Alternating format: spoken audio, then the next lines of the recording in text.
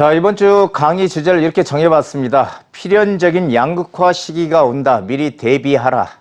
자, 대비들 하고 계십니까? 양극화가 올 거라고 생각들 하십니까? 자, 제 강의를 한번 듣고 준비를 하시기 바랍니다.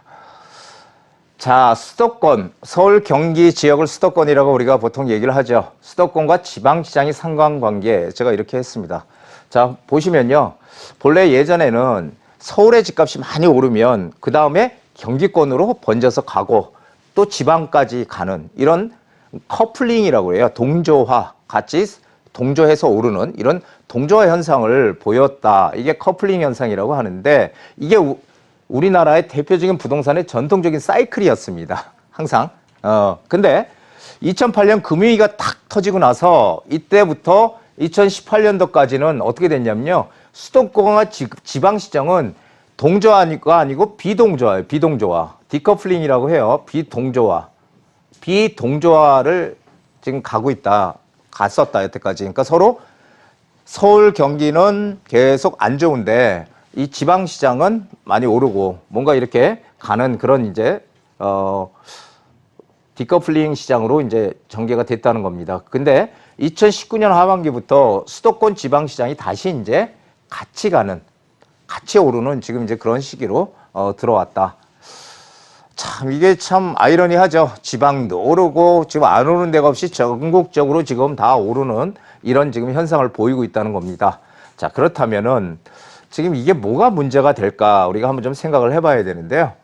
수도권 지방시장의 동조화가 과연 언제까지 갈까요? 지금 이제 계속 같이 가고 있는데 한동안은 저는 이어질 거라고 보여지고 있습니다. 한동안은 계속 갈 거다 이렇게 보여지고 있고요. 그러나 우리가 봐야 될 게 지역의 어떤 인허가가 늘어서 이 미분양이 막 급증한다든지 미분양이 막 늘어나는 거죠. 그리고 과잉 공급으로 인해서 매매가 전세가가 하락하는 이 지역부터 하락장으로 들어설 것이다. 그래서 이 수도권의 그 공급 물량 있죠? 수도권의 이 미분양 물량은 제가 판단하는 거는 한 10,000세대가 넘어서 한 15,000세대 이상이 돼야 그때부터 이 수도권이 좀 침체로 가는데 지금은 솔직히 몇천 세대가 되지 않아요. 미분양 물량이 수도권이. 그래서 이게 동조화는 계속 되겠지만은 이게 계속 가지는 않을 것이다. 그러니까 이런 상황을 잘 봐서 지금 이게 조금 어떻게 될까 우리가 판단을 해봐야 된다는 얘기입니다. 자, 이거 한번 보시죠. 서울 벌떼 청약, 이게 기사입니다. 지방 미분양 적체, 양극화 경고 등 이렇게 나왔어요. 전국 미분양 줄었지만 지방은 대래 늘어, 청약 온도차 심화, 정부 규제 실패, 시장선 이미 예측했던 부작용이 가시화되고 있다. 지금 이거 보세요. 지방 서울은 이 서울 경기는 상당히 지금 뭐 청약 열풍이지만 지방은 지금 미분양이 적체가 되고 있다. 이런 기사가 지금 나오고 있다라는 것입니다. 이걸 보고 우리는 또 어떻게 판단을 해야 될지 잘 생각을 해봐야 되겠죠. 자, 상기 신도시 공급이 부족하니까 상기 신도시 물량을 갖다가 빨리 공급을 하겠다. 지금 이렇게 기대들을 많이 하고 있습니다. 그래서 주변 시세에 사전 청약 물량 올해 말부터 하죠. 상기 신도시 주변 시세 60에서 80%에 공급하겠다. 이렇게 돼 있습니다. 그래서 그리고 또 국토부 장관께서 뭐라고 얘기했어요? 2, 3년 내 집값 하락 대비해서 연끌을 자제해야 된다. 자, 지금 무리하게 집을 구매해도 2, 3년 후라도 집값이 내릴 수 있다. 무리하게 대출해서 연끌에 나선다면 집을 처분해야 할 시점에 자산 가격이 떨어질 것이다. 그러니까 투자에 신중해달라. 이렇게 얘기를 하고 있습니다. 지금. 자, 그런데 우리가 이게 과연 맞는 얘기일까 한번 좀 생각도 해봐야 돼요. 사실. 자, 그런데 여기서 상기 신도시가 공급 물량이 막 쏟아지게 되면은 서울의 이 주택 시장에 영향을 크게 줄까요? 한번 보세요. 상기 신도시의 파급 효과가 어디까지 미칠까? 상기 신도시가 언제 다 입주를 시작할까요?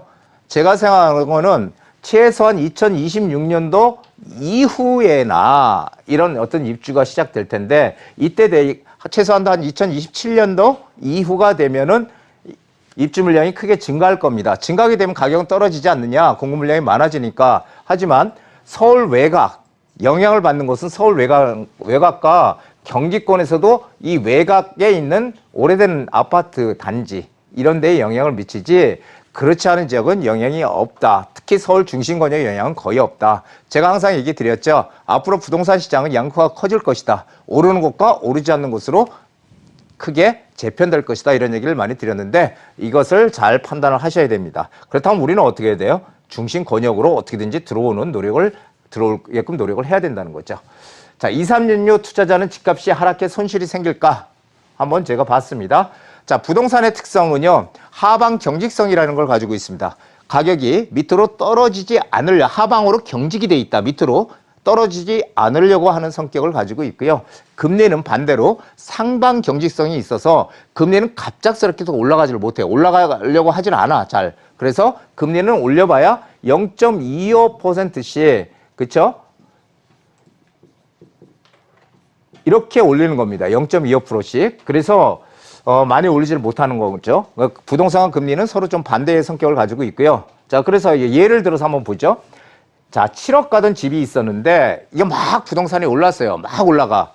그래가지고 이거 8억, 9억 될 때 이거 살까 말까 했는데 못 샀어. 근데 나중에 보니까 15억까지 올라갔네.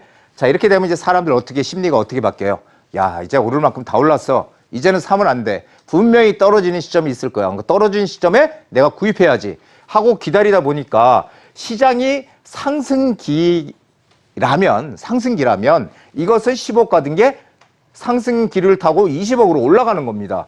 그럼 여기서도 못 샀는데 상승기 20억 이때는 더 이제 못 사는 거죠, 집을. 근데 하락기가 왔어요. 하락기가 오면은 가격이 빠집니다. 근데 얼마 빠져? 2억 빠졌어. 18억. 무슨 얘기예요? 상승기에 만약에 15억 됐을 때 우리가 샀으면은 5억의 이익을 보고 샀지만 떨어지면은 떨어질 때는 2억. 결국은 3억, 이때 샀어도 3억의 이익을 냈다는 겁니다. 그렇다면 관건은 이거예요. 지금이 상승 추세로 가는 지금 시점이냐 아니면 하강 추세로 가는 시점이냐의 판단이죠. 여러분들 어떻게 생각하십니까? 자, 외환위기나 금융위기 같은 세계적인 경제 위기가 탄생을 한다. 이렇게 되면은 한 30% 빠졌어요, 가격이. 부동산 가격이. 근데 그런 금융위기나 외환위기가 오지 않는 한 가격은 작게 떨어진다는 거. 이걸 꼭 기억을 하셔야 됩니다. 그래야지 다른 사람들 말에 휘둘리지 않는다라는 얘기를 드리는 거죠. 향후 부동산은 어떻게 된다고요? 제가 조금 전에도 말씀드렸지만 차별화 시장이 될 것이다. 차별화가 점점 더 커질 것이다. 그렇다면은 지금 현재 제가 옛날에도 많이 말씀드렸어요. 예전에도 재개발과 재건축 영원한 테마다. 왜냐하면은 서울에 집을 공급할 수 있는 유일한 방법은 낡은 집 부숴서 새 집 짓는 방법밖에 없다는 겁니다. 땅이 없잖아요. 빈 땅이 없으니까 낡은 거 부숴서 새 집 지어야 되는데 그러면 그게 바로 재개발과 재건축이잖아요. 이게 영원한 테마라는 거예요. 그래서 지금은 우리가 어떻게 된다고요? 한강변과 역세권의 가치를 제가 정말 크다고 많이 말씀을 드렸지만 더 중요한 게 뭐예요? 여기 앞에 있죠? 1급 지어야 된다는 겁니다. 이래야지 우리가 이 극대화가 되는 거지. 이 1급지가 아니고 2급지, 3급지, 2급지는 그나마 괜찮아. 3급지, 4급지로 갈 생각부터 하면 안 된다는 얘기예요. 이게 앞으로의 부동산 시장의 하나의 흐름입니다.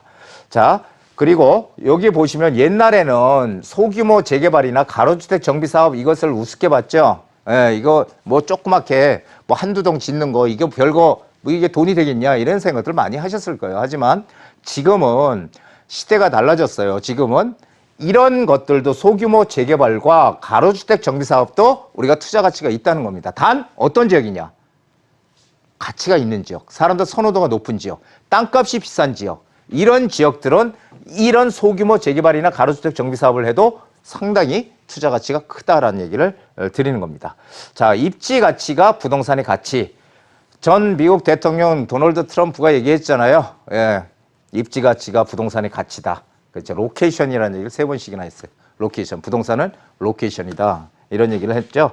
그래서 어떻게 해요? 결론은 외곽이 아니 중심에 어떻게든지 내가 들어올 궁리를 해야지 외곽적으로 나가면 안 된다는 거. 아무리 무슨 GTX가 들어온다고 해도 안 된다는 거예요. 그거는 제가 나중에 시간이 되면 한번 말씀을 드리겠는데 좌우지간 이런 것들을 좀 신중하게 좀 생각하셔서 투자 방향을 잡으셔야 됩니다. 자, 제가 정말 많이 가슴에 와서 닿는 얘기를 오늘 가져왔는데요. 기회는 반드시 오지만 자주 오지 않는다. 이거 부동산에도 똑같습니다. 우리 인생을 사는데도 똑같고 분명히 뭐 사람이 사는데 3번의 기회는 온다 이런 얘기 많이 옛날에 하셨잖아요. 많이 들었고 저도 많이 들었습니다. 그럼 모르고 지나가는 거죠. 하지만 부동산 투자에 우리가 성공하려면 기회가 왔을 때 그 기회를 잡는 지식 플러스 지식이 쌓이면 지혜가 되는 거잖아요. 그렇죠? 이런 지혜가 있어야 된다는 겁니다. 그래야지 남들보다 먼저 가는 투자를 할 수 있다. 이렇게 정리를 하겠습니다. 기회는 반드시 오지만 자주 오지 않는다. 여러분들 기회를 꼭 잡으시기 바랍니다. 오늘 여기까지입니다.